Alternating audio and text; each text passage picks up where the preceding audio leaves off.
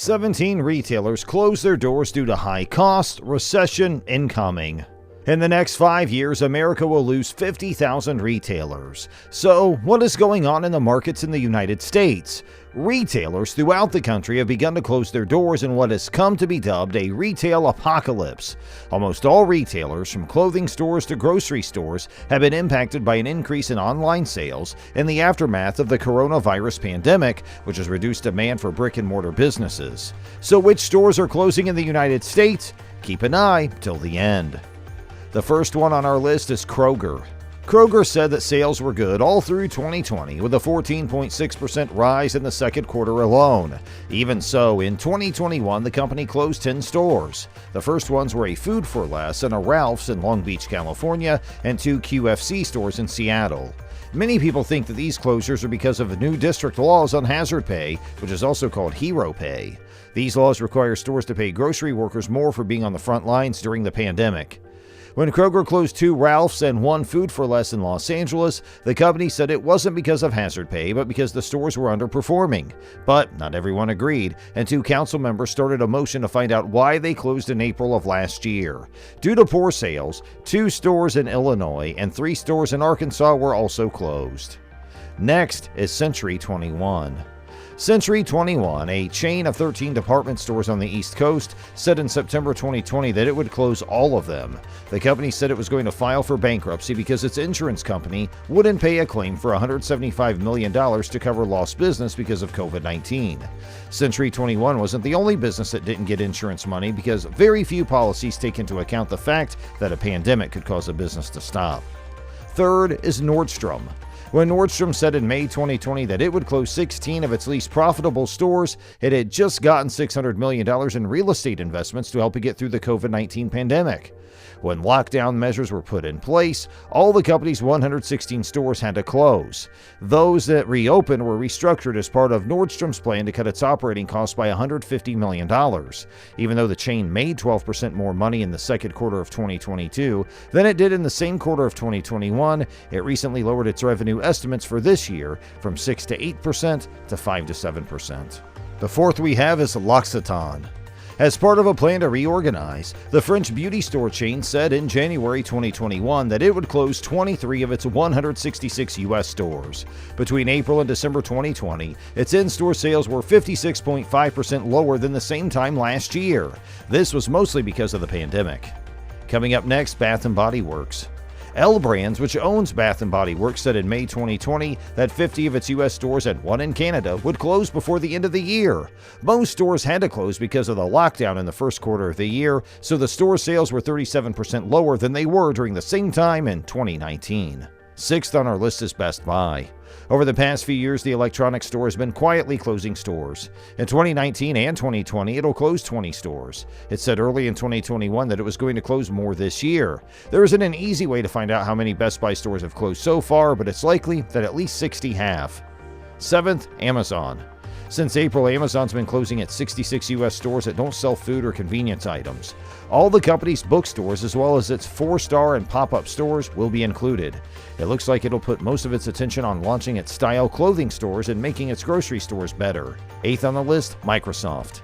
Thanks to the pandemic, Microsoft made a lot more money because millions of people had to use its software to work from home and go to virtual schools. Even so, the tech giant is still cutting back on its in-person retail options. In June 2020, it announced that all of its stores, including 70 in the U.S., would be closing for good. All sales are now done online, but customers can still try out Microsoft products in the company's old stores in London, New York, and Sydney, and on the company's main campus in Redmond, Washington. Next is Sears. When COVID-19 happened, Sears was already planning to close stores. In 2018, Sears Holdings went bankrupt and was bought by Transform Co. Given the current state of the economy, it's not surprising that the number of stores keeps going down. 72 Sears stores shut down for the last time in 2020, and 16 more did the same early last year. As of August 2022, Sears was said to have only 23 department stores left in the United States. Number 10, Disney stores. Disney's been trying for a long time to close most of its stores in North America. Over the past few years, 119 stores have closed, leaving only 23 in the whole U.S. But in 2021, more than 100 new small Disney stores opened in Target stores across the country. This was part of a growing trend of smaller concession-style stores opening in big stores. Next, Brooks Brothers. The COVID-19 outbreak has shaken up even the oldest clothing store in the United States. In August 2021, brand management company Authentic Brands and American shopping mall owner Simon Property bought Brooks Brothers for $325 million. Even so, the new owners won't be able to save every Brooks Brothers store. The clothing store had already decided to close 51 stores in July 2020, and the new owners have since said that only 125 of the remaining 200 US-based stores will stay open. Number 12, Godiva. People were stuck at home during the pandemic, so chocolate sales went up. However, Godiva has decided to close all 128 of its retail and cafe locations in North America because not many people went there. The Belgian chocolate maker's products will still be available to U.S. customers online and through partner grocery stores. Godiva stores in Europe, the Middle East, and Greater China will continue to be open. Macy's is number 13. Before the coronavirus outbreak, Macy's had already announced in February 2020 that it would close 125 of its stores over the next 3 years. Along with the store closings, the big department store chain said it would cut 2,000 jobs as a way to make more money. In the year 2020, 28 Macy's stores and one Bloomingdale store closed for good. The retailer then put out a list in January of 37 stores that were going to close in 2021. Number 14 is Rite Aid. Rite Aid, a chain of pharmacy, said in April of this year that it would close 145 stores by the end of 2022, which was 82 more than it had planned. After a company earnings report showed a net loss of almost $390 million in February 2022, the brand wants to get rid of unprofitable locations to significantly cut costs. Next on the list is Signet. Like most jewelers, Signet enjoyed a boom in sales for Valentine's Day 2020, but when stores had to close in March of that year because of the pandemic, sales dropped quickly. Signet announced in June 2020 that at least 150 of its North American stores and 80 of its UK stores would stay closed. The company wanted to get rid of its mall stores and focus on the busy e-commerce market. Number 16 is JCPenney.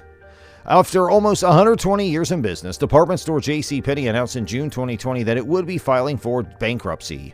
It planned to close 149 stores over the summer and 242 overall, which is 29% of its total number of stores. The pandemic was the last straw for the company, which had been struggling for a long time with the rise of online shopping and competition from big stores like Walmart and Target. In a deal worth $800 million, Brookfield Property Partners and Simon Property Group bought the business last December and kept it from going out of business. By the end of 2021, about 175 stores would have been closed. And last on our list is Carter's. Carter's said in October 2020 that it would permanently be closing about a quarter of its stores, or about 200 locations, because it did not want to renew leases on its less profitable locations. The store that sells clothes for kids wants to improve its digital business like online shopping and curbside pickup, but it hasn't given up on shopping in person. Total Retail said that Carter's CEO Michael Casey said that the chaos caused by the coronavirus has turned the market into a buyer's market, and that the company would be looking for good investments for future stores. So these were the US stores on our list. We hope you found it informative. Also, please do subscribe to our channel, hit the like button, and press the bell icon for more updates.